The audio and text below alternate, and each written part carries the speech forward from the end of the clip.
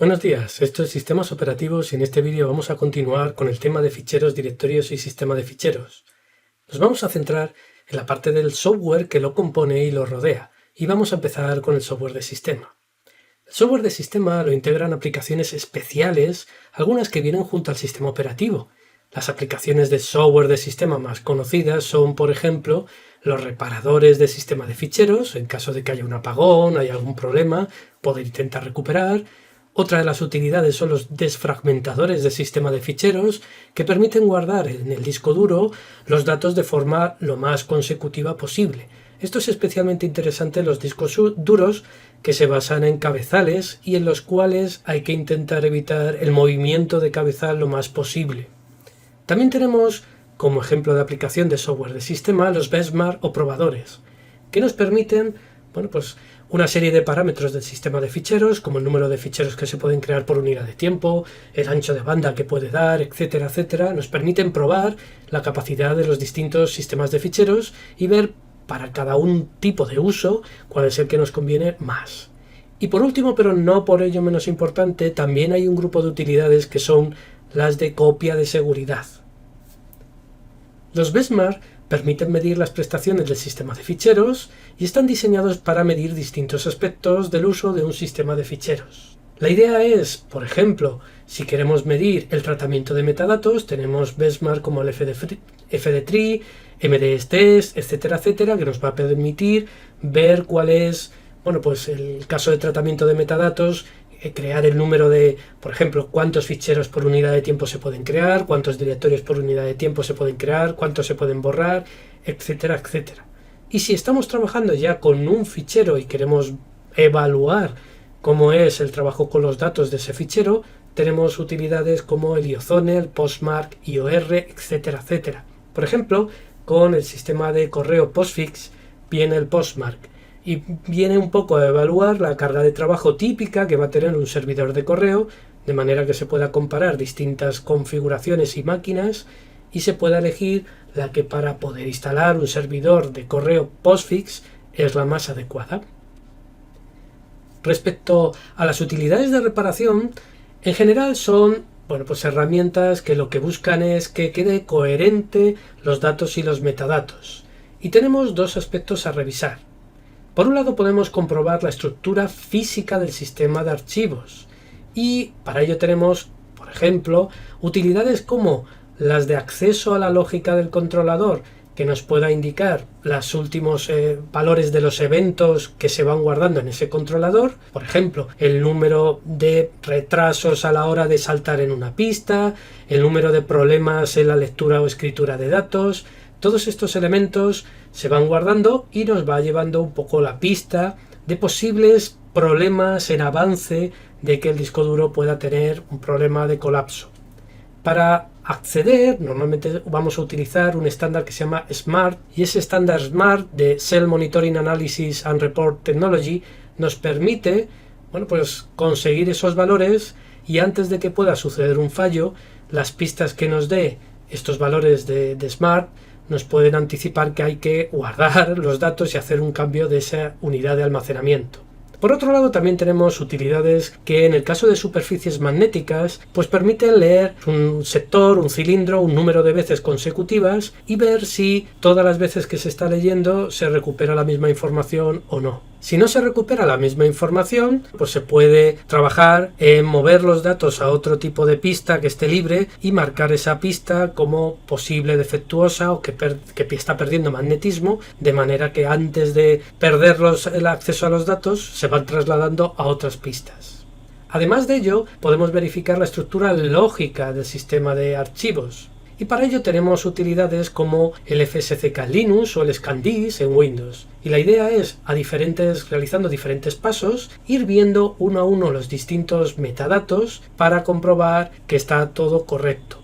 Por ejemplo, cosas que se comprueban: que un bloque no esté marcado como libre y ocupado por un fichero a la vez. O por ejemplo, que un inodo tenga un contador de enlace a 0 pero que esté marcado como ocupado. Es muy importante hacer copias de seguridad. Tener los datos en otra máquina posibilita recuperar esos datos en caso de problemas. Y las típicas preguntas sobre las copias de seguridad son tres: ¿dónde, cómo y cuándo? Vamos a empezar con la primera pregunta. ¿Dónde? ¿Dónde almacenar las copias de seguridad? Lo recomendado es un sitio distante del sistema principal y protegido del agua, fuego, etcétera, etcétera. Tenemos un ejemplo en esta transparencia de un armario ignífugo, en el cual, pues si hay problemas de fuego, etcétera, lo que hay en su interior se conserva. Los típicos medios utilizados para poder hacer copia de seguridad son discos duros, cintas, elementos que puedan meterse en ese armario ignífugo. La siguiente pregunta sería ¿cómo hacer la copia de seguridad? Y ahí tenemos tres alternativas, principalmente. Primero es hacer una copia de seguridad completa o un full backup. Y la idea es copiar todo el contenido del sistema de ficheros. Paréntesis, se haya modificado o no se haya modificado, cierro paréntesis. La siguiente opción es hacer una copia diferencial. Y esa copia diferencial solo va a tener los archivos modificados desde la última copia completa. Es decir, que conforme va pasando el tiempo, como se puede ver en la imagen de la transparencia, pues el tamaño de la copia diferencial se incrementa porque es de esperar que conforme pasa el tiempo el conjunto de ficheros modificado desde la última copia de seguridad completa sea mayor. La tercera opción es hacer una copia de seguridad incremental. En ella lo que vamos a tener es solo los archivos modificados desde la última copia de seguridad, ya sea completa o diferencial. Por tanto, el número de archivos que hay que guardar en esa copia es menor. Si comparamos las tres opciones, de cara a tamaño que se necesita para la copia de seguridad, una copia de seguridad completa supone mayor tamaño, una copia diferencial equilibra siempre que sea reciente y una copia incremental es la que tiene un tamaño de número de ficheros más reducido. Pero si nos vamos a el tiempo que se necesita para recuperar todos los datos a partir de un backup, vamos a encontrarnos que el tiempo en un backup completo es el mínimo. En un backup diferencial primero habría que recuperar el backup completo y luego todo lo que es el backup diferencial, es decir, recuperar los datos del backup completo y luego qué archivos sean modificados, tardaríamos un poco más. Y el incremental supondría que habría que completar la recuperación del backup completo y después recuperar uno detrás de otro los incrementales. Por tanto, digamos que en tiempo de recuperación el backup completo es el más rápido, el diferencial equilibra y el incremental el más lento. Dependiendo, en general, del tipo de uso que se haga de ese ordenador y de los recursos que tengamos también. Si tenemos discos de sobra para hacer backup completos, pues quizás el espacio no es problema y sí puede serlo el tiempo de recuperación.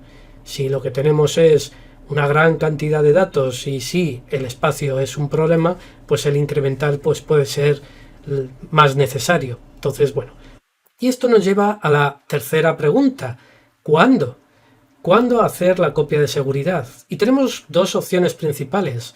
Hacerla cuando no se esté utilizando el sistema, es decir, hacer una parada del sistema para que no se utilice, hacer la copia de seguridad en ese periodo de tiempo en el que no se utiliza el sistema y de esa manera se tienen los datos coherentes. Como está apagado, no se están modificando, tiene sentido esos datos para la hora de recuperarse. Y la otra opción es, si no podemos en ningún momento parar el sistema, tenemos que buscar la forma de hacerlo en línea mientras se está utilizando el sistema. Y para ello nos vienen a ayudar dos técnicas que es Snapshot y Copy on Write. Snapshot lo que nos permite es poner a partir de un instante determinado en solo lectura el sistema de ficheros. Y de esa forma todas las modificaciones no se hacen en ese sistema de ficheros, sino se hace utilizando Copy on Write en un apartado distinto, en un snapshot distinto, en el cual se tiene la información actual, mientras que el snapshot anterior tiene toda la información como si estuviera congelada en un instante de tiempo. Esas dos técnicas combinadas nos permiten tomar una foto del sistema de ficheros en un instante determinado y poder seguir utilizándolo. Esa foto del sistema de ficheros va a ser utilizada por la utilidad de backup para poder hacer la copia de seguridad y o podemos utilizar también el propio snapshot como copia de seguridad temporal en la propia máquina y el copy on write más el snapshot nos permite seguir utilizando el sistema. Tenemos que tener en cuenta que no hemos parado el sistema, que lo seguimos utilizando, pero eso supone que vamos a necesitar más espacio de almacenamiento dado que vamos a tener la versión de los datos en read-only y la versión de los datos conforme se va modificando. Hay distintas utilidades para hacer backup.